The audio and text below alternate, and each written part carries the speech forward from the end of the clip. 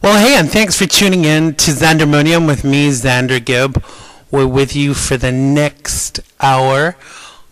Big shout out to all the people of New York City, New Jersey, and the surrounding areas who have been affected by the recent hurricane, Sandy. It's very difficult to see all of these people suffering around me. We were very lucky. We didn't lose power. We didn't get our house blown to bits or lose all of our possessions even. And it's very sad to see your fellow New Yorkers and New Jerseyans suffering in this way. So a big shout out to all of you. I know you're all very resilient people. You have dealt with lots of things, and we will survive this, and we will triumph over adversity. So let me tell you a little bit about today's show.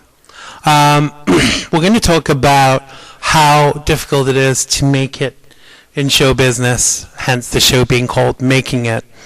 And I'm going to have a guest interview today with the wonderful singer Coby Koehl. We're going to talk to him about his talents, the things he's experienced, the people he's worked with, etc., etc.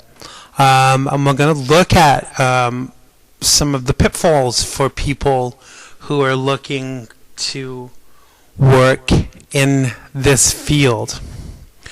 So Coby Koehl is a 30-something singer-songwriter, playwright, actor, artist, who says the only thing he has ever done is sing. His voice has been compared to George Michael, Nina Simone, Boy George, and Alison Moyet, to name but a few. As a native New Yorker, Coby is a testament to the fact that talent alone is not enough to make it take you to the top in this business we call show. But I do have a feeling that the top is not very far away for this native New Yorker. I give you Coby Koehl. So welcome to the show, Coby Koehl. How you doing? Good. Thank you so much for having me. I'm thrilled to be here. Well, I haven't had you yet. Don't start that rumor, girlfriend. I hope you've not been affected too much by the storms and the power outages that we've been experiencing here in the city. Well, everyone's affected by it. Just being in the city, it's very sad to see what's going on. Work-wise, it's affected everybody through the entire state. So it's a huge problem. Absolutely. Catastrophic. I don't know whether you've kind of felt this too, but psychologists say that when you've actually been part of like a local disaster, even if it's not affected you, there's kind of like a level of what they call survivor guilt. We didn't lose power, we didn't get our house blown away, none of my nearest and dearest were killed, but I still can't watch it all without crying. I'm a big old pansy, but it's affected me. Do you feel the same way? Has it made you so sad as well, even though maybe you've not lost your home and things like that? Well, it definitely makes you count your blessings, and you see the horror of people losing everything that they own. Their houses have basically been, disappeared from a wind. In like 2 seconds, your whole life can change. And it's really sad. And, a lot of people don't have house insurance and don't have, they lose their possessions, and their entire lives are in their homes. And I saw this older woman the other day on television screaming, "I want to go home and I don't have a home." And I just started weeping. My cat thought I was insane, but it's just very sad. And I really feel terrible for everybody who's had to suffer through this terrible thing. Me too. And I think I think that there's a real kind of community among New Yorkers. Most people, when you're walking around the city, they probably don't talk to you, they probably don't look at you. But as soon as, wham, there's some kind of disaster, they're there to support you, I actually think New Yorkers are actually quite amazing people, and I think they're very considerate of other people's feelings and needs. We're always helping other people in other states when they go through their bad times. So, I think as Americans, everybody's affected by it. You know what I mean? Me too. You see it on television. It's Me just too. tragedy. I mean, I think that New York is a kind of unique community. You know, it's a city and it's a state, and it has like several boroughs, and you know, even surrounding boroughs were affected, like New Jersey. And I tell you what really made me smile the other day when Chris Christie was very complimentary about how well he felt. What a great job Obama was doing. Yeah. Yeah. Yes, it was fantastic. You see, to me, it's heartening that when problems occur, that the party lines just should disappear. I mean, obviously, people like Fat Ass Rush Limbaugh have used that as a way to cause further divide, but we wouldn't expect anything less from Limbaugh, now would we? It's unfortunate, but we wouldn't. So let's distance ourselves a little bit. We're going to talk a little bit about politics later. How could we not, with the election being so close? In days, right? I know. In days, it's scary, and it's going to be like, you know, one of the most important elections of our lifetime, if not the most important election of our lifetime. But let's talk about that a little bit later. Okay. I want to know about you. I want to know about Coby Koehl. You're a native New Yorker. I'm proud to be so. Where did it all start with you? I've been in New York for 20 years. Right. Yeah. I guess I am a native. Does that make you a native New Yorker? Well, I think they say even after 10 you're a native New Yorker, according to Sex and the City, and obviously that's the gay man's Bible to everything. Well, I'm as much as a New Yorker as Carrie Bradshaw. Right. Without the stylist. Hey, I don't think being a New Yorker is about being born here. I think being a New Yorker is a state of mind, you know. Well, actually, you know, if that was the case, most of New Yorkers wouldn't be considered New Yorkers. You're absolutely right. All the people that came from Ellis Island who became New Yorkers and made New York what it is. Absolutely. Yeah, this whole country is built on immigration, and I think that some people need to really frickin' remember that fact when they're poking in the face of people who are immigrants.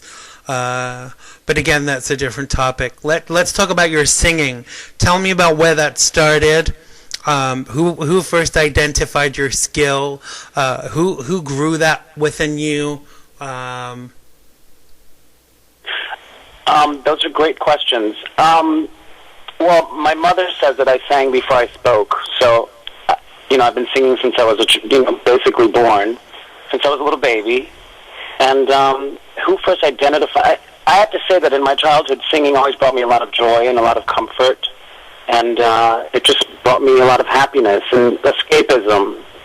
I used to be, you know, at home alone when I was 5 years old and, you know, sing to Shirley Bassey 8-track tapes that my mother had laying around the house.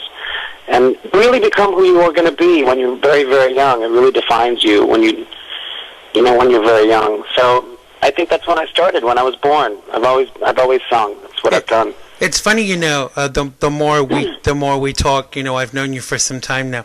The more you talk, I kind of feel like we were separated at birth, you know? I think so. But you got prettier eyes. Yeah, thank you, and you have nicer eyebrows. Thank you.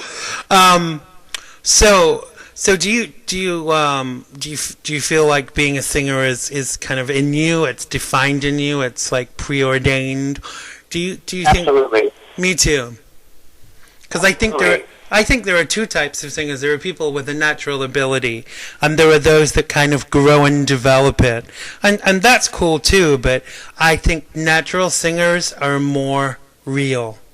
You know, like you open your mouth, you don't have to force it. It's there. I mean, you know, I know, like all of us, you have to warm up and stuff like that. But of course. But when you have a natural talent, it kind of it does shine through. Well, I think we're all born with gifts, you know, the ability to, you know, be an architect or an artist or somebody who can do visual art, to somebody who can play the piano. You know, I think we're all born with specific things. Absolutely. It wouldn't be boring if we all had the same skills. I mean, you know, we're all the same person. Yeah. What makes people beautiful is that we're different. Absolutely. Wish more people had that attitude. Amen. You know, we've talked about this before. You know, like we're both singers. You know, we've both recorded. We're both professional. Blah blah blah. But you know, your success doesn't detract from mine, or vice versa. And I, if you called me tomorrow and said, "Hey, Xander, I've just been signed by Sony or whoever is like the leading light of recording companies," in your heart, I would be thrilled and ecstatic for you.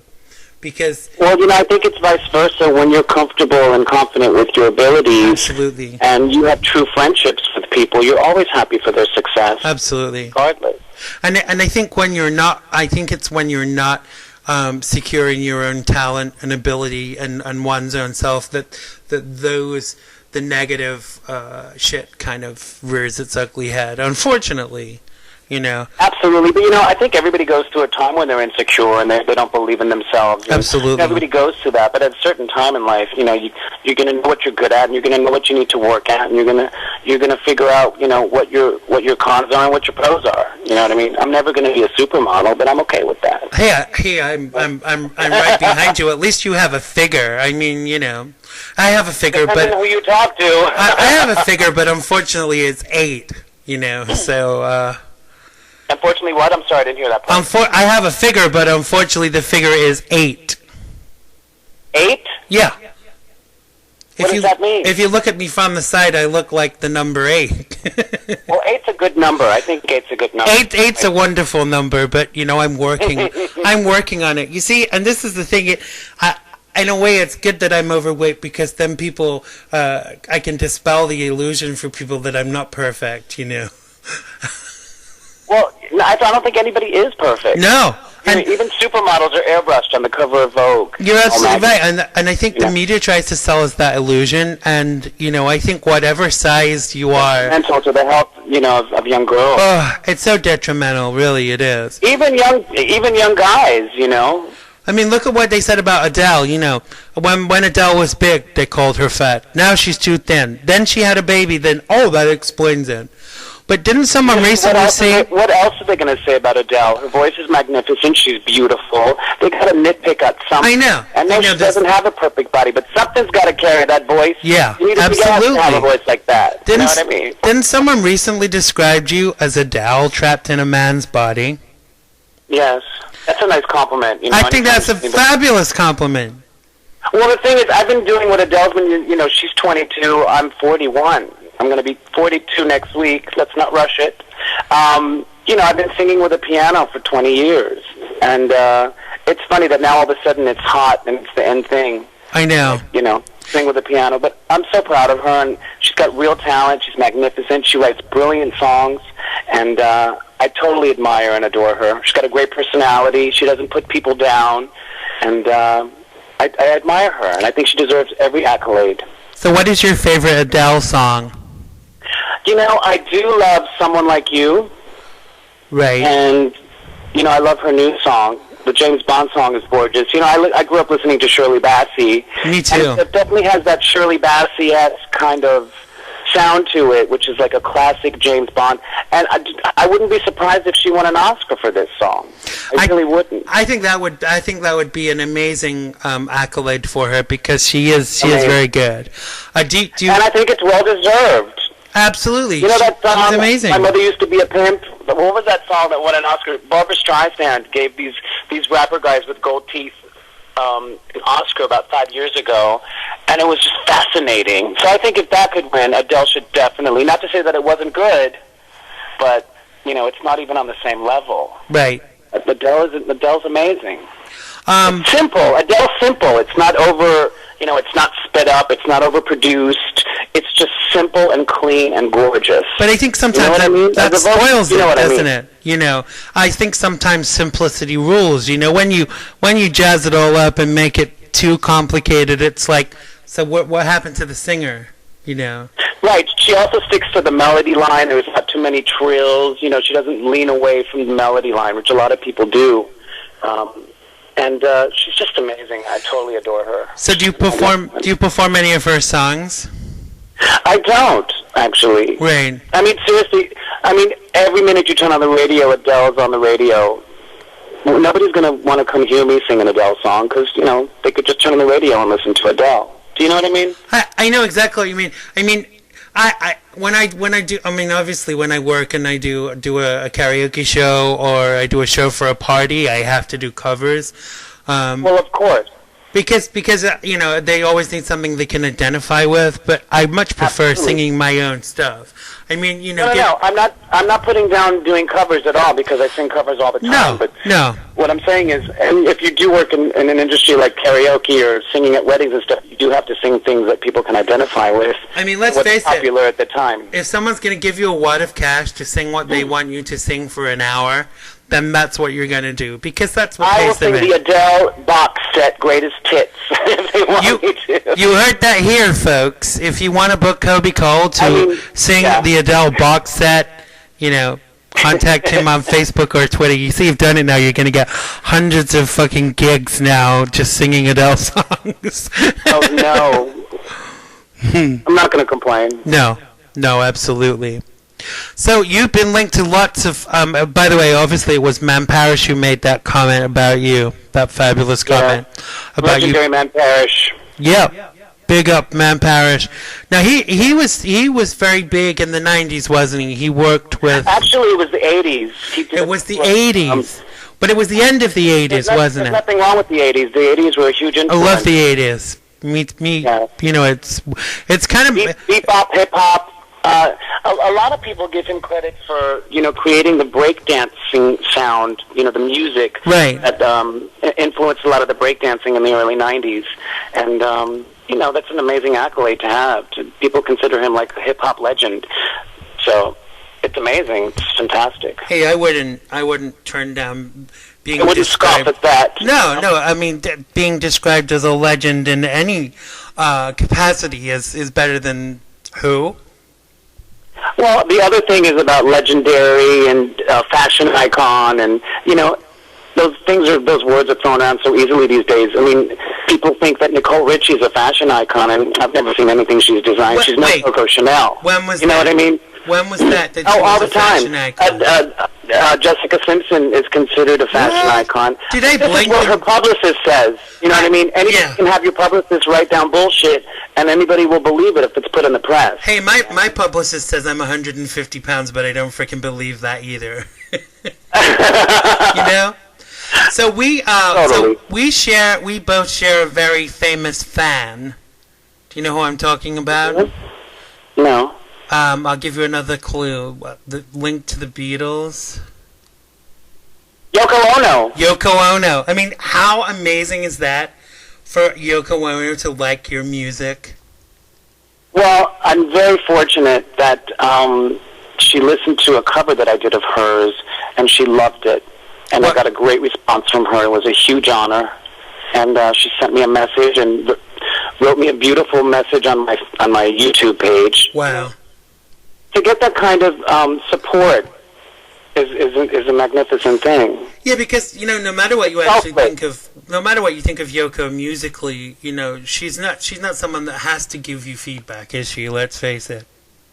She doesn't have to say anything exactly. She took the time out of her day. She's a woman that's involved in a lot of charity work, and she's traveling around the world, and she's very busy. She doesn't have to take 3 seconds to write anything to give me any kind of support, and she did it. And to me, that's just a beautiful thing. I think that's amazing. We could all learn a couple of things from Miss Yoko Ono. We could indeed.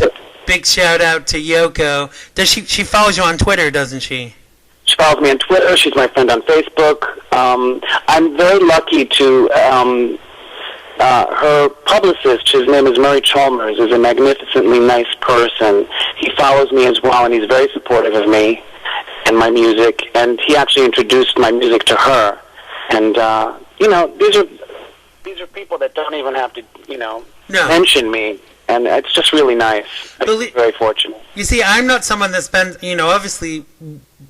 Like you, I manage myself mostly, and so I have to do all of my own publicity. So I don't spend my time publicizing myself to kind of get celebrities to follow me. But when they do, it's a nice compliment. And when she followed me, and when I found out that she liked my music, it was like, great. I'm getting out there. I think it inspires you to continue. And it does. Who are accomplished and are well known believe in you. Absolutely. It's like a pat on the back to keep going. And everybody needs encouragement. Everybody needs encouragement. But your career has had quite a lot of celebrity interest, hasn't it? You know, like Man Parrish, Boy George. More recently, didn't Nina Simone's people get in touch with you to sing a song on a tribute album or something? Correct me if I'm wrong. No, that is absolutely right. Nina Simone's estate. First of all, I'm Nina Simone's biggest fan. I worship her. Right. She's brilliant.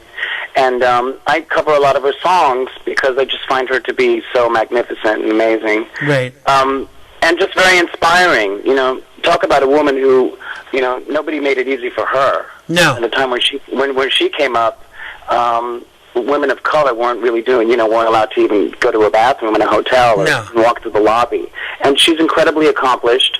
And I find that very inspiring. Somebody who had to fight for what they wanted to be. Absolutely. And her estate, I guess, saw some of my videos online because some Nina Simone covers, and they asked me if I would contribute a song to a Nina Simone compilation, to a CD that they're putting out, and I couldn't ask for a bigger honor. Well, I think that to me, it's amazing. I would be blown away. You know, that would kind of. I mean, I can't think of a comparison, really. I don't know. I guess it would be like Mark Bolan's son calling me and saying, "Hey, we're doing an album for Mark. Would you come and sing Born to Boogie or something like that?" I would be like, "I'm there," you know? Exactly. And for them to think that I'm even good enough to be included with the roster of artists, including, I think, Sinead O'Connor and Sandra Bernhardt and D.R.E., right, just to name a few that have already said that they were going to be involved in the project. You know, I don't have a record deal. I'm basically unknown. And to include me with that group of people on such an amazing project, it's amazing to me. I'm so grateful for the opportunity. I'm so grateful for the opportunity, and I'm thrilled about it. Yeah. I mean, I think all these things are doorways, and I think that we should always kind of explore them. But wouldn't you agree? You know, you and I have had very similar experiences in life as artists and stuff, and it's not always about how talented you are, because it's a lot about who you know and what opportunities that you find. Like if your mother or your father were someone really famous, you would have a deal by now. Let's face it. Listen, it helps.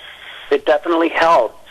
But, you know, I think there's also something to be said about, you know, the ride on getting where you want to go and actually, you know, paying your dues. I think, you know what I mean? I think that's important because then you really appreciate when good things come along. If something's handed to you, then you don't really appreciate it, squander it. No. You know? I mean, because what we're working towards, you know, at the beginning I said the title of this show is about, you know, about making it, you know, and making it in show business and stuff, and making it as a singer.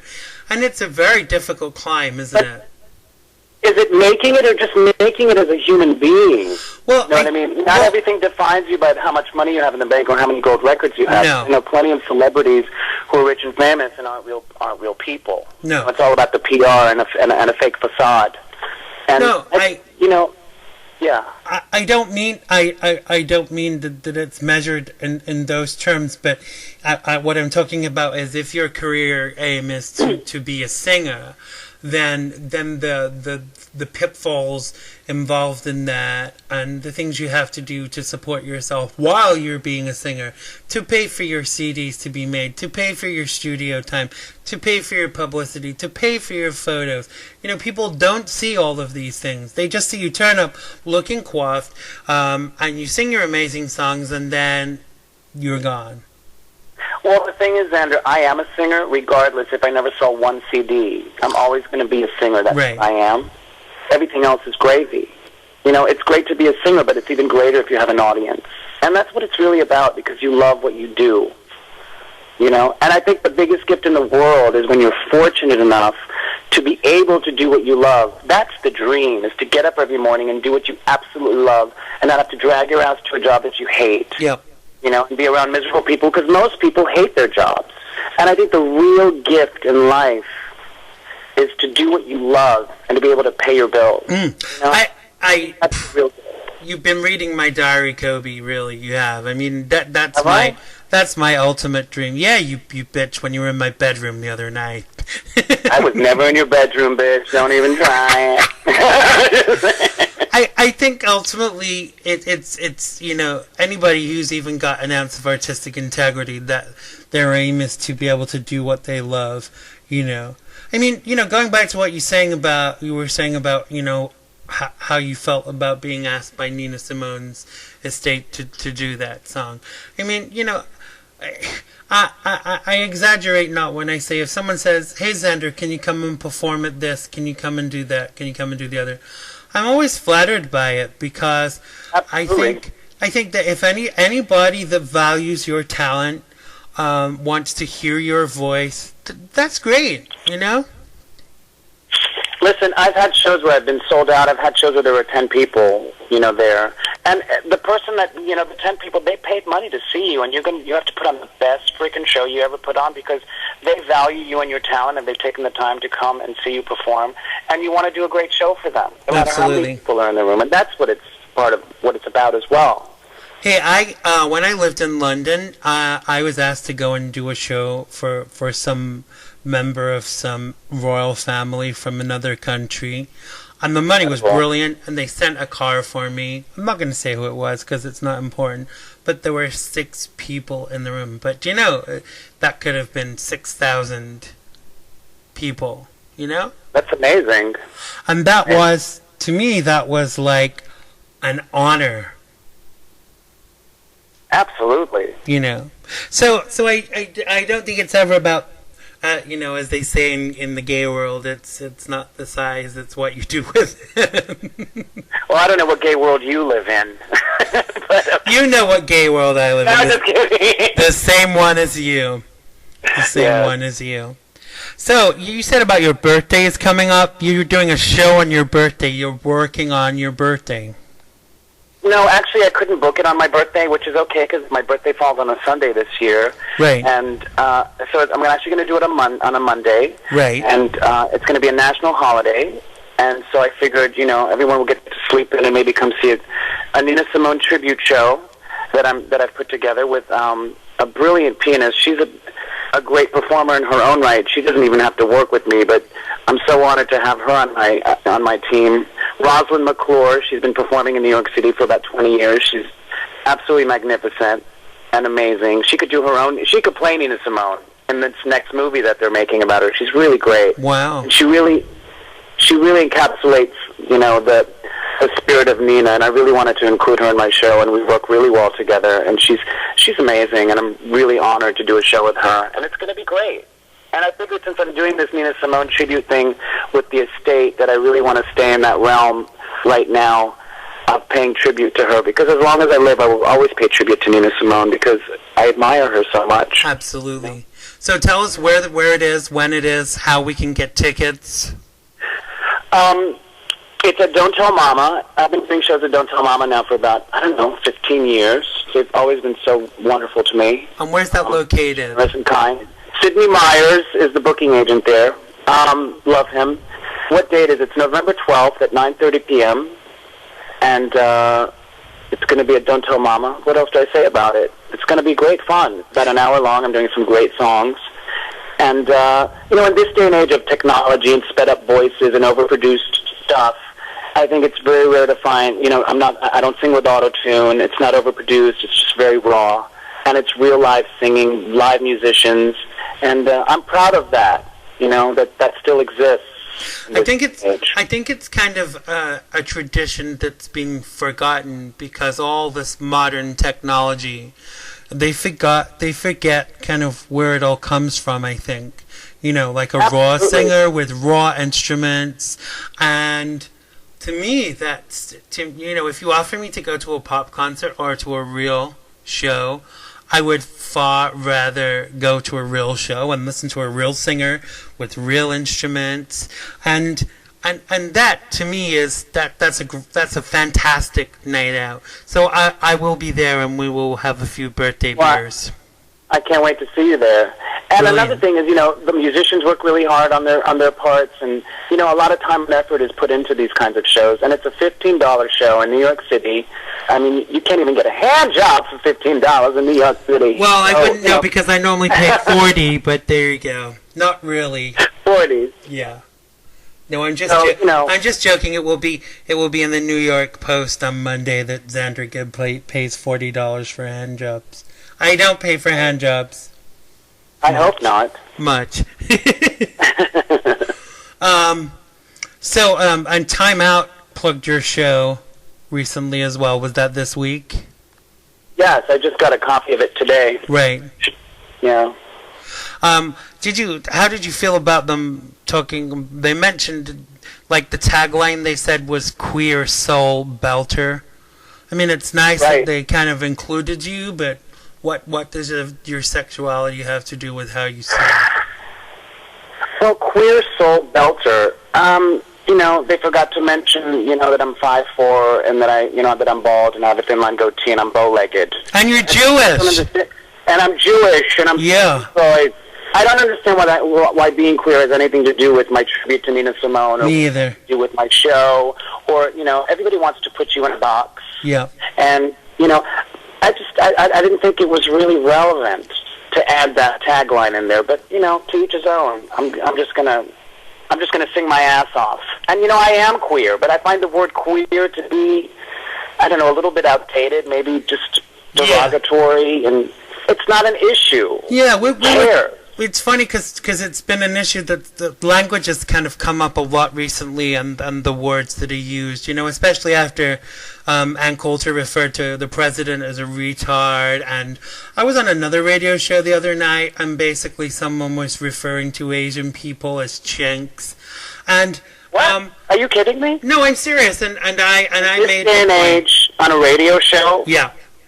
I made the point that we all have to be very careful about the words we use because they're offensive. And then someone said in the chat about something blah, blah, blah, 3 homos. And I said, well, which homo are you talking about? Now, if I want to call myself a homo, I can do that because I'm gay. Excuse me. But then this guy's wife turns around and kind of felt... But maybe people could be offended about me using the word homo. Well, if you're homosexual and you choose to call yourself homo, that's your prerogative. But don't talk about other people or other races of people in a derogatory fashion and expect people around not to be offended. I know people say words are just words, but they're not always just words. They're hate wrapped in words. Absolutely. And you know what? Words are very hurtful and very painful. And I think people hide behind their computer screens a lot these days. Me too. And, you don't need integrity or class or anything to get online and just bully people. It happens all the time, Yeah. And it's an unfortunate part of the Internet, but especially if you're in the public eye. Thank God I'm not really well known, but, I can imagine some celebrities, some things that are written on them online. I mean, I've seen people write terrible things about our president. I know. Calling him a monkey and a this and a that. He's our president. Yeah. He's a brilliant man. I mean, and aside of the fact, whether he's our president or not, why should people of color in the year 2012 be objectified in that way? I mean, it really for me highlights the level of someone's intelligence if the first thing they go to is someone's color. Is that all you got? Can I tell you something? We're all people of color. We're all different shades. We're all different sizes. We are. We're all from different places. At this point in the game and life and in history, we're not different. We're exactly the same. We all want the same things. We all bleed. It's so backwards. It's ridiculous. I mean, the thing is, look at when Bush was president. I remember a time when people said if you said anything about Bush that was bad, that's right. then it was unpatriotic. What the frick is the difference now? If you say bad things about President Obama, whether it's then it's okay because he's black. Yeah, but whether it's irrelevant. Whether you don't like the color of his skin, if the rule is that you don't say things about the president because it's unpatriotic. What is the difference? I mean, let's bring this out in the open, Coby. I don't think that all of the opposition to Obama is because of his politics. I think a lot of it is because of the color of his skin. And I'm not ashamed to say that I think that. And I think that is damn disgusting. If we live in a country that's supposed to honor certain values, then surely that those values should be afforded to the POTUS too. You know, why should politicians be able to treat someone differently because of the color of their skin? I think half of the things that the Republican Party have blocked and vetoed are not because of the things not being acceptable. They're because of the color of his skin. It's if you hate. The part of that is that they want President Obama to fail. They do. They want him out of the office. They do. They want power. They do. But how can they then call themselves patriotic if they hate they say they love America but they hate Obama more? Can I tell you something? I hate to talk about this, but what the hell? I don't find any Republicans to be patriotic at all. They're all about themselves and taking care of their own. They're not. They don't care about the American people as a whole. No, Mitt Romney only cares about the rich white people. Yeah, you know. I hate. Oh my God, am I going to get in trouble for saying that? No. This is freedom of speech. We live in America. I mean, the thing is about Mitt Romney. Freedom of speech, motherfuckers. Yeah, is this still America, for fuck's sake? You know, the thing about Mitt Romney is, you know, he's saying totally the opposite to what he was saying a year ago. At least have the balls to stand by your principles. What he said a week ago. Yeah. I mean, is it a requirement for you for standing as a Republican candidate for POTUS to be a flip-flopper? I mean, last time we had John McCain and that silly fucking Alaskan woman. I mean, I'm just amazed that anybody would even make her president, governor of a state. I mean, or even governor of a bank. I wouldn't let her in charge of a playgroup. The woman is so filled with hate. It's shocking. It's disgusting. I mean, her daughter is considered a celebrity now to be on Dancing with the Stars. You see, that's a great example to America's young girls. Go get yourself pregnant and you can get a TV show. But do you know what really bothered me recently? You know, a lot of Christians believe that it's wrong to be gay, and that is their prerogative. You know, I believe it's wrong to associate yourself with Christ and hate. But then Sarah Palin has the goddamn audacity to go and have pictures taken in Chick-fil-A when all this shit was going on. So she kind of she got herself in on that and got herself attention at that time. And I think that that's purely what it is. You lost the election, Sarah. You are a quitter. You are a loser. You are a bitch. Then she quit. Yeah. She's a quitter, she's a loser, and she's a bitch. Get over yourself. We're not interested in your opinion, or you would be doing Joe Biden's job right now. People do care about what she has to say. They do. But I don't. They care about that because they relate to her because they're just as stupid as she is. You know, but maybe she's smarter than us because she was a governor and she was a politician, you know? Well, she's got like $20 million to write a book. Well, Hitler was smart then, wasn't he? Let's face it. By that token, we could say that Hitler was smart, but we know that obviously the guy was mentally ill, because you don't do all of those bad things like with her. You know, I'll be getting hundreds of letters now. How dare I liken Sarah Palin to Hitler? You know, if you endorse hate, you should be put in the same category as anybody that endorses hate. I don't care whether you're Christian, gay, straight, Muslim, whatever you are. I am accepting of all things and all people, within reason. But even if I'm not accepting of things, I don't go out of my way to promote hate towards them. And that's exactly what she has done. That's exactly what Romney is doing. If he gets elected, not just the rights of gay people and women are going to be affected, but everyone's rights are going to be affected. Because we're not equal. We're not all equal. We're not all free until we're all equal, and we're a long way from all being equal. Well, where he really fails, I think, he says he's not going to run as a Mormon, but his Mormon values reflect his decisions on how he's going to run this country. Absolutely. And I don't think that when you're so religious I mean, he's kind of cultish to me when I see him on TV and stuff.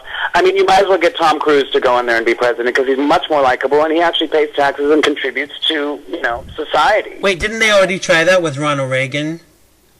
Well, it worked with Ronald Reagan, but, I was a little young when Ronald Reagan was around. I wasn't really old enough to really understand politics. So I can't really judge Ronald Reagan. I know that he didn't do anything for HIV and AIDS. No. And I know that there were a lot of problems, but I don't know. I think as a nation, as a world, we're so much more progressive now than we were 25 years ago, and our headspace is different, and there's no room for a Ronald Reagan. No. You know what I mean? That's very 1980s. I mean, it's funny how even the economics of Romney, Mitt Romney, they're Reaganomics plus Bushonomics, and that's what equals Romneyomics. You know what it is? It's selfishonomics. I don't know how to say it, but it's really they're all out for themselves. It is selfishonomics. You know what I mean? They don't.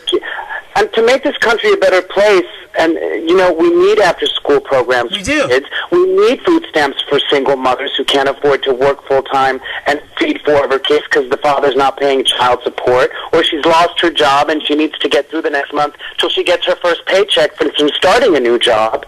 You know what I mean? These things help. We need FEMA. We need these things. We need our government to help us at a time of need. I urge because we're supposed to take care of our people. We do. I urge every... Republicans are total exclusives. It's all about them and, the top 10% who are rich and all the tax deductions that they're getting, and they don't care about the little man. I urge and guess what? Single the country's filled with little men. Yeah. It is. Absolutely. I urge every single New Yorker that was affected by Hurricane Sandy who is looking for money from FEMA to remember on Election Day that Mitt Romney wants to get rid of FEMA. So how much more fucked would we be with a POTUS that objects against FEMA? Absolutely. To me it's very scary. When you're born with a silver spoon in your mouth and you've inherited how many ever billion. Of the understanding of what it's really like. Yeah. When has he suffered? When has he not been able to pay the gas or the electricity? When have they not been able to buy new shoes or pay for medical treatment? I mean, what the hell do they know about suffering? Someone can, I can speak to someone who's terminally ill, but that doesn't give me an insight into terminal illness. He's spoken to 5 people who are in bad situations. Oh, well, that's expertise, man. It's not frickin' expertise. You know what? You brought that up with the medical thing. His wife has had issues with MS, and I believe that she also had breast cancer. And thank God she was able to pay to be able to overcome these things. But it didn't make her more human to say, I was able and fortunate enough to be able to pay my medical bills. What about the women who aren't able to pay for these things, who don't have health care? What about Obama's mother? You would think. Sorry? What about Obama's mother? Obama's mother died and died of breast cancer, apparently, and she didn't have very good medical coverage. Apparently, that's one of the ruling influences for him wanting to get good medical care for everybody.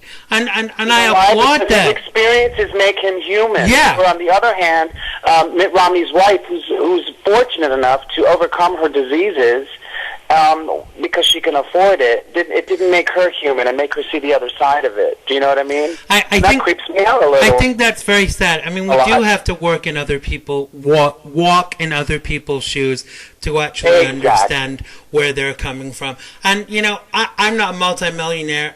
Like most people, I survive.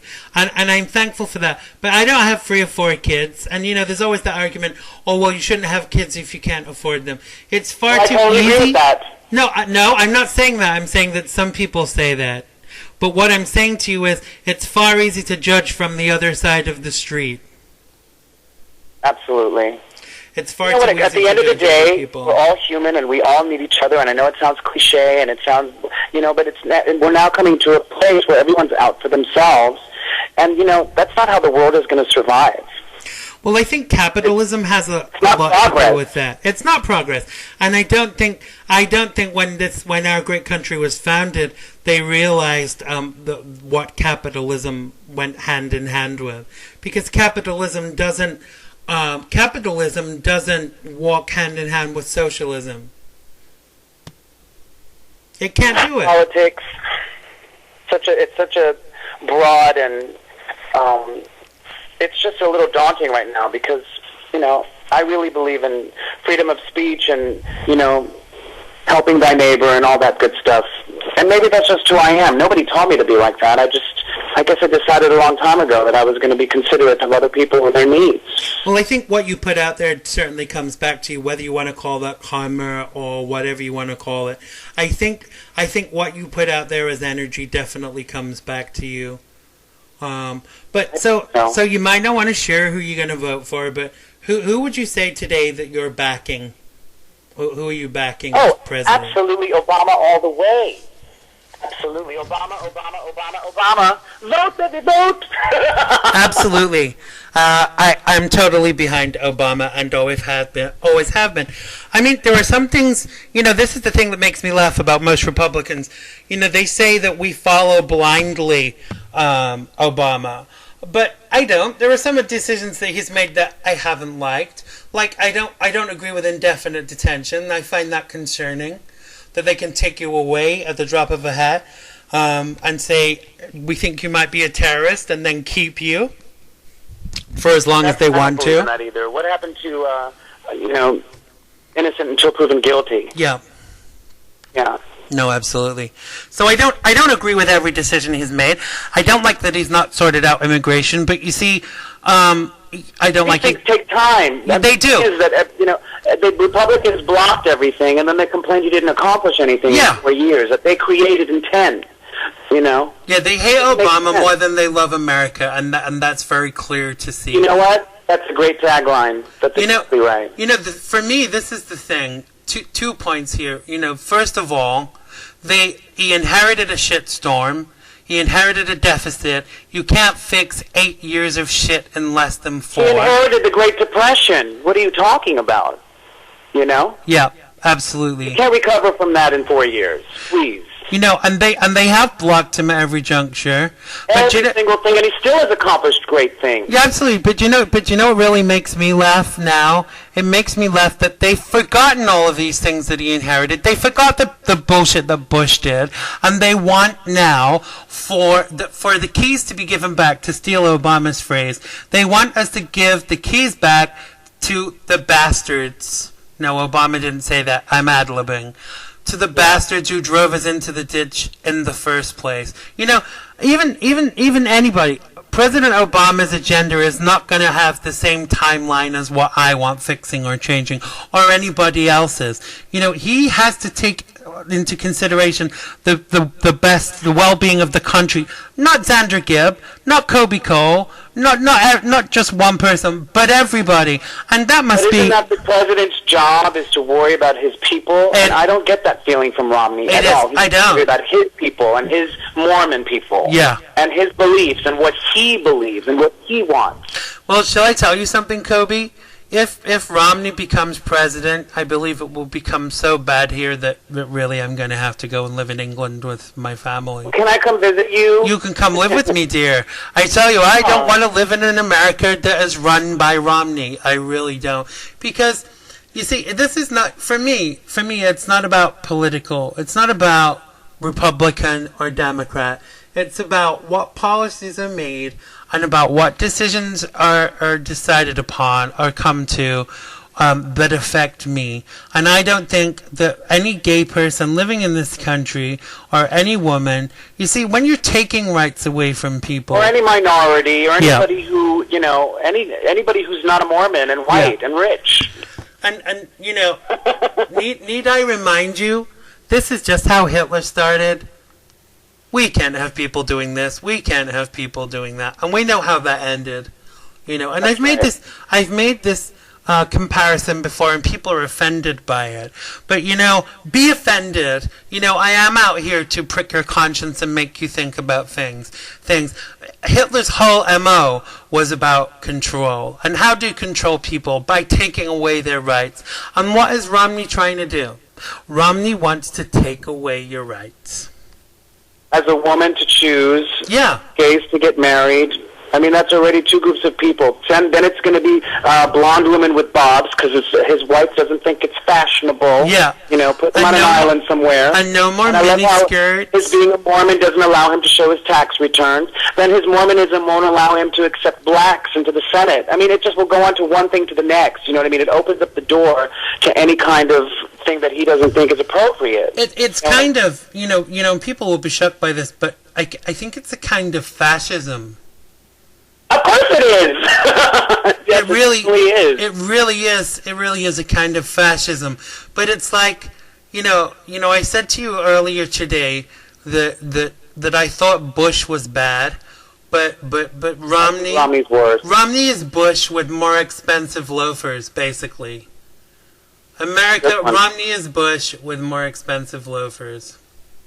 I hate spending a whole hour talking about this because I get so. I spent the last couple of weeks. I'm like, I can't believe that we're in this place, and it kind of creeps me out. No, and it kind of puts me in a weird kind of like. I'm trying to be positive and hopefully, do as much as I can to support Obama. But me too. It's kind of depressing that America is in this. 50% of Americans don't think that women and gay people and anybody who's different than they are have the right to even exist at this day and age. So how do you respond to this point? This is my argument then, Coby. If Americans are supposed to be equal, and basically, if they're reducing rights of women and gay people, then give us back our fucking taxes. Or Social Security. Yeah. Or give the people that you don't think are equal a tax break. Absolutely. I'm only half human, I'll take half the taxes. Wait. I think there's been a misunderstanding. There are only tax breaks for the rich under the Romney ideology. I mean, I think it's absolutely hilarious. I mean, I think that everything, the Twitter sphere, Facebook, everything has been dominated by it lately. I've been attacked on Twitter for being an Obama supporter. I've been attacked on Twitter for defending the president over Ann Coulter's remarks and comments. She is revolting. She is. Coulter. Where does a person have integrity when they're making fun of people with disabilities? I mean, as a cut down to the President of the United States on Twitter, where she's followed by millions of people. Yeah. That shows a lack of class, a lack of education, and just a lack of, consciousness. And it's unpatriotic. You know what I mean? If it was unpatriotic to criticize Bush, then it's unpatriotic to criticize Obama. Period.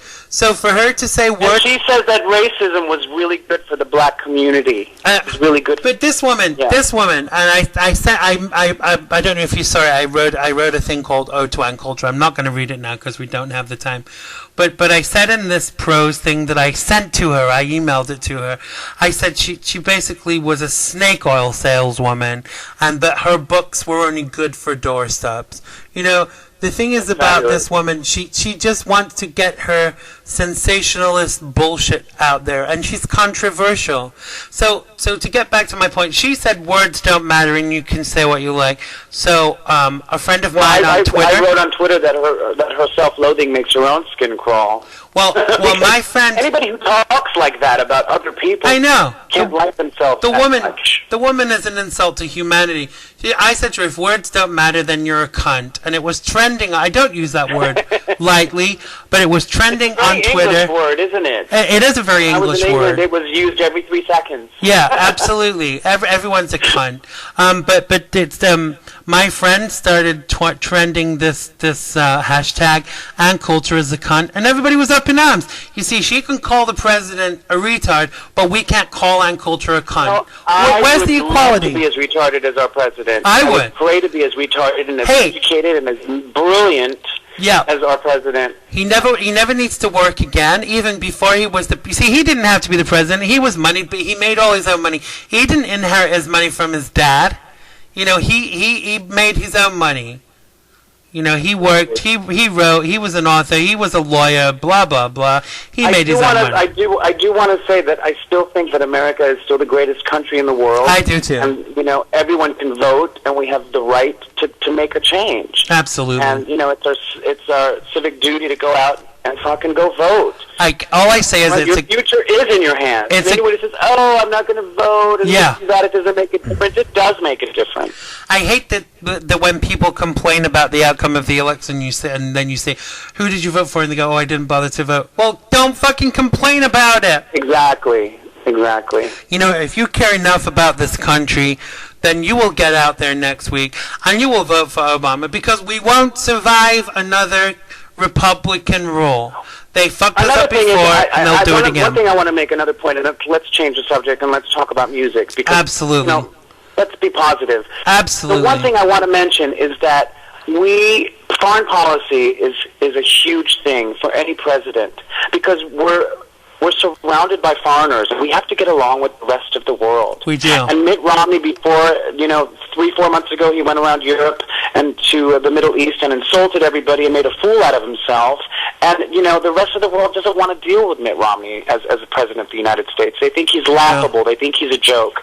And you know what? Foreign policy might be even more important than the economy at this point, because the rest of the world is part of this world and part of our civilization. We have to get along with them. And I think it's really important to have foreign policy as up there. And nobody seems to care about foreign policy. No. Because Americans think that America is the only place on earth. And that's the fallacy. We have to get along with everybody and know how to negotiate, know how to talk to people, and make compromises, and be peaceful, and have a, you know what I mean? I don't see that in Romney. Yeah, and foreign policy... huge. Foreign policy is the meaning of foreign policy. There is no foreign policy. The meaning of foreign policy is not shipping all our jobs to fucking China, Mitt, And then blaming the Chinese for taking our jobs. Did you see the buttons that he had made for his election saying about investing in America, and on the back it said "Made in China"? I mean, this guy is a fucking idiot. What can I tell you? An absolute idiot. So let's go back to the music. I get very passionate because I care about my country. But let's get back to the music for the last. You care about your country, and that's important. Absolutely. Thank you for that. So tell me. And it's so weird because now that I'm older, I care about my country. So. I think it takes maturity to actually really fully appreciate what you've got as an American, because I don't think as a young person you're out there living your life and enjoying it, but it's only as you get a little bit older you start to really appreciate what you have. Things. Yes, your priorities change. You get passionate about things and the things you believe in, and really what I'm passionate about is humanity. So Tell me and tell the people where we can find your music. Where can we buy stuff? Well, let me see. You can go to YouTube. It's free. www.youtube.com/Coby Koehl 2. COBYKOEHL. And I'm actually working on some things right now that are going to be available. I just did a song with Ken Kincaid. It was a remake of Wicked Game by Chris Isaac that the brilliant Adam Joseph just did a remix of. You know the 80s song Wicked Game? Go on, give us a blast. No, Joe. Okay. Anyway, it's a Chris Isaac song. It's an 80s classic. I think it was like 89, 90. And I did a house version of it. I'm very proud of it. Adam Joseph, who is an acclaimed producer, singer, and writer in his own right. That name rings a bell, actually. Yeah, he was on tour in Europe, and I sent him the vocals, and can I tell you, in one day, he turned out a fierce fucking mix for me, and he did such a great job. Isn't the tagline for that, "I never thought that I'd love somebody like you"? Exactly. Right, I know the song. And also, Roberto Conforto he's an Italian guy that I found on SoundCloud, who's just, he did a great job. I heard him do some Lana Del Rey remixes that I thought were really great. Yeah, she's very hot at the moment, isn't she? Roberto Conforto? No, Del Rey. Lana Del Rey. Well, I have to tell you, she's a brilliant songwriter. She's got a lovely voice, but I think the production and her songwriting skills are off the fucking hook. She's amazing. Wow. Really. And, you know, she writes great songs. Great songs. Great songs. Well, as you know, I'm just bringing my studio to completion, but I look forward to working with you. That's going to be fucking amazing. Well, we're going to sing a duet. We're going to do a new version. It's raining men! Just kidding. Humidity's rising. We're going to be the weather churls. The weather trolls. The weather mows. Right. I feel stormy weather moving in, about to give in. You sound great. Oh, it was terrible, but never mind. I don't think so. So you don't sing, Chow. So where can we buy your stuff, Coby? Where can we? It's not available yet. I'm working on it. Right. I have a couple of things online, you know, some dance mixes and stuff. Oh, so my new song, I just got all these remixes done. Austin Downey, who's a New York legend DJ and producer, is also doing a remix. It should be available mid to late November. You know, these things take time. You have to wait for everybody to finish the project. Even though I'm ready to put it out. And that will be available. We've heard, girlfriend. We've heard. Right. Put out? You said you're ready to put out. I said forget it. It doesn't work if I have to repeat the freaking joke. I got it. It's so not true. Don't believe everything you read. Hey, believe me, I've been working on my second album for over a year, and it's real. When you're having to pay for it yourself, when you're having to write it yourself and do everything for yourself, it don't happen in 5 minutes. Well, I think you can't rush good art. No, you can't. You can't rush good things. You know, good wine takes a while. A good cheese takes a while to stink up the room. You know what I mean? You're telling me. You know. You know the funny thing is though, I kind of, you know, I think sometimes when things are produced like in 5 minutes, you actually lose that personal quality. You know, my first album, the Platinum Prequel, took like 3 years to make. But I'm so glad in a way that it took the time, because you can tell from the quality of the tracks that they're real songs. I don't like ooh-boo shooby-doo bullshit. I want to sing real songs. And I'm sure you know yourself as a singer, it makes a difference to be singing real songs. Well, you know, for me, it's all about the real song and, you know, the lyrics and the melody and harmonies, you know, not too busy. Not too many, you know. I think a lot of singers, you know, they overcompensate with too many, you know, what acrobatics, you know. You lose the melody line. Stick to the melody and sing the lyrics, and then add a little bit of your own thing into it. But less is more, I think.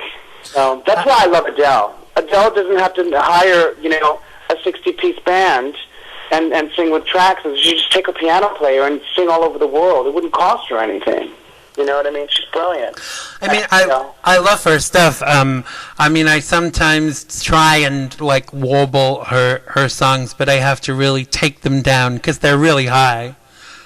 They're like. You mean the keys are high? Yeah. I'm able to. They're too high for you. They're too high for me. I mean, I have an element of falsetto, but I can only go, you know, I can only go so high. And some stuff I actually am more comfortable singing in a lower key. And I actually get better vibrato lower. But I think that, you know, I don't like to force something that's not there because it doesn't work, does it? What, forcing, what were you saying? Like when you try and sing a song and it's not in the right key for you, you might be able to force it out, but that's not right. You know, you have to sing in a comfortable key. Yeah, if your song doesn't feel right, then you shouldn't do it. No, absolutely. So how are we doing on time, Mr. Man? We're doing really good on time. What I'm going to do is a few quick-fire questions because we're getting towards the end. But what I'd like you to tell everybody before that is where they can find you. I know you're on Facebook and I know you're on Twitter and maybe a couple of bathroom walls downtown. They might find your number. Joke. No, I don't think so. So it's not written next to. don't. It's not written next to mine. No. All right. So tell them your Facebook, Twitter, MySpace, whatever else. Basically look up Coby Koehl. It should all be there. The good, bad, and indifferent. Yep. He's in my friends list on all of these things. So check out my I'm list. not usually a political person, and it was very interesting to talk to you about all this stuff. Well, I mean, but I get so fired up. I don't feel like I ever me can too. really, like when it gets to politics, I get so fired up that I get tongue-tied and like so passionate about it that I might come across as idiotic. But Obama all the way. Obama all the way, sister. Absolutely. Absolutely. All right, so let me ask you some quick fire questions. Sure. Coffee, fresh or instant? Fresh. Obama or Romney? Obama. Beethoven or Brahms? What? Beethoven or Brahms? What the hell are you talking about, The John? composers, Beethoven? Oh, Beethoven. I Right. didn't really understand what you were saying. I thought you were saying bronze or... Okay, go ahead. Chicken or fish? Fish. T. Diggs or Wesley Snipes? Tay Diggs. All the way. You wish. But actually, Wesley Snipes is in jail right now. That could be kind of hot. Oh, really? Yeah, I didn't even know that. I should have known that. Prison. You got me thinking about prison sex with Wesley Snipes, but let's move swiftly on. Prison is cute for about 20 minutes, and then you want to get out of there. Yeah, we know somebody. We know Like somebody having that can it's like attest having to that. Kids come visit you. Yeah. Right? You want the kids around for 20 minutes, and then you want them out. We know someone that can attest to that. Moving swiftly on. Wallpaper or paint? Paint. Dallas or Dynasty? Ooh, that's a tough one. I can't. I'm totally torn. I love them both. All right, you can But be. I am obsessed. I am going to say I'm obsessed with Joan Collins. I think she's the greatest. I love Joan Collins. My friends Her went. nuances, the taking off of the glove, the brown cigarette, the eye contact, the quiver of the lip. She was really amazing, magnificent. There's nobody better than Joan Collins. She is fabulous. She's a gay man's dream. Oh, Lord, she's amazing. Chiffon or silk? Silk. DVD or video? DVD. Sarah Palin or Ann Coulter? Madonna. No, you can't answer Madonna because she's in an upcoming question. Did I say Madonna? No, I said Sarah Palin or Ann Coulter. It can be whatever you like. It can be to punch in the face or to sleep with or to have dinner with. But you have to You know what? I wish them well, and that's all I can say. I just wish that they had a better attitude about other people. You're too nice. You're too nice. They're a pair of bitches, and let's just... That's so funny. Did you say I was too nice? Yeah. Somebody said to me, never mind. All right. Too polite. Black or white? Black. Rich or poor? I'm torn between that because I've been both. All right. So you can say in between. You can make up your own answer. I can say in between. I think it's important to experience both and appreciate what you have. All right. Final quick fire question. Madonna or Lady Gaga? Well, I've been rich and I've been poor. No, I'm just kidding. Well, I love them for different reasons. Pick a side, You know what I mean? bitch. No, I agree with you totally. I agree I with love you. them for different reasons, and I love them both. And I think there's room for both of them. How about that? I think there's And totally room for both of And I think there's them. room for Coby Koehl. I think there's And room for Xander. And Xander Gibb. Xander Gibb. Absolutely. And Jennifer Lopez and Rihanna. Well, I'm not Jennifer Lopez because someone told me she uses auto-tune, so I'm off her now.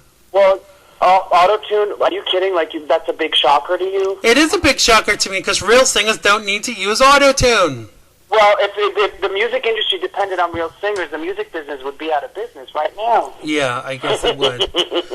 It would be right where with Miley Cyrus. I think Miley Cyrus has a great voice. At the bottom of the ocean. I think she's got a great voice. I didn't say she didn't have a great voice. I'm saying that that's where it would be, at the bottom of the ocean. Did you know she just got married to Liam Helmsworth? Good for her. Lucky her. Yeah, lucky bitch. Imagine waking up next to him every day. Honey, I'd never leave the house. I wouldn't. Oh, no way. I'd be like, hey, Liam, come bring me some breakfast. Bring me some sausage. Absolutely. And on that note, I think we will bring the interview to a close. From Obama to Romney to sausage. I know. In 1 whole hour, Obama to Romney to sausage.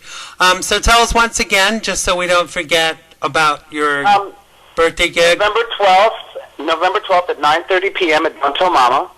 I'm singing, it's going to be a tribute to Nina Simone with the incredible Rosalind McClure. And Leo Santini is going to be my drummer. He's been my drummer for a while now. I love him. He's amazing. And Dave Colding is playing bass. It's going to be like a jazz trio. And it's going to be raw, real, and fierce. Well, I urge you to check out Coby Koehl at his upcoming Nina Simone tribute concert. I will be there covering it for XANDERMONIUM. I love you very much, Coby. Thank you so much for your time. So much. You're lovely. You're a lovely, lovely person. You have a beautiful voice, and your heart is as big and golden as ever. It's as big as my ass. Right? Well, honey, that's great. Lucky you. Well, thank you. Thank you for having me, Coby. And those of you who haven't, be patient. Thank you very much. God bless. Bye-bye. Well, that was my interview with the fabulous Coby Koehl. Check him out on Facebook and Twitter. Follow him. Follow me. If you don't, I'm going to flirt with your boyfriend. Even if you do follow me, I'm going to flirt with your boyfriend. This has been XANDERMONIUM. Once again, lots of love out there to all the New Yorkers and the New Jerseyans and the people in the New York State area. I love you all.